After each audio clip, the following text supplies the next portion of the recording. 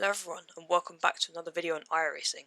Today we're going to be doing a track guide at Laguna Seca in the Formula V. There will be a full uncut Hotlap at the end. So throughout this whole straight you want to be using as little inputs as possible whilst trying to take the line of least resistance, so thus staying all the way over to the left but making sure you don't use much steering so you don't scrub speed. For turn 1 you can use all the concrete on the right hand side of the track. You're going to want to brake just before the 2 down to 3rd gear, use the middle of the track for the first apex, and then come back in for a late apex on the second one to get a good run onto the next straight. You want to get as close to the red curb on the left hand side as possible and use all the curb on the exit to maximise your speed. This next series of corners is quite difficult to get correct. Here you want to be lifting just before the 1 and then getting straight back onto the throttle. You want to use the throttle to get the car turned in as close to the red curb on the right as possible. Again, not hitting it, just getting very close. You've got about 2 laps of fuel. You want to use all the curb on the exit.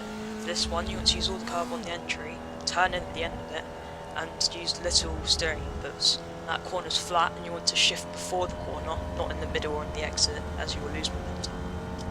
Here you want to brake just after the 2, shifting down just enough to get to 3rd gear, as you will get a better drive off the exit. If you hold it in 4th, you will lose speed and momentum.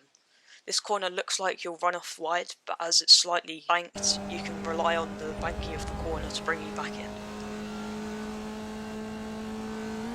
Again here you want to shift before the corner, as it's very important to carry your speed as there's a big hill after this. You want to turn in at the 2, this corner's flat out, get as close to the curb as possible, and use as much of the exit as possible, but getting straight back over to the left to minimise your run up the hill. Next is arguably the most difficult sequence of corners on the track, the corkscrew. I like to brake just before the 2, down into 3rd gear, use all the curb on the left hand side, and the marker for when I turn in is when the top of my dash lines up with the tree in the middle of the screen. There isn't really much to say about this corner. You keep it flat out through the whole thing, shift at the start, use the curb on the entry and exit to maximise your speed. Here you want to lift in 4th, just enough to get the car turned in, and then go straight back onto the throttle. You can lift mid corner as well, to make sure that the car gets turned in like I do, and you want to use all the curb on the exit. This corner is very important as it leads onto the main straight. I like to shift down to 3rd gear in between the 1 and the 2. You want to take a late apex and use as much of the exit on the right as possible. One general tip I'd give for this circuit is to use all the track on entry and exit, as the curbs are very easy to drive over. So that was one lap. I'll now leave you with the full uninterrupted hot lap.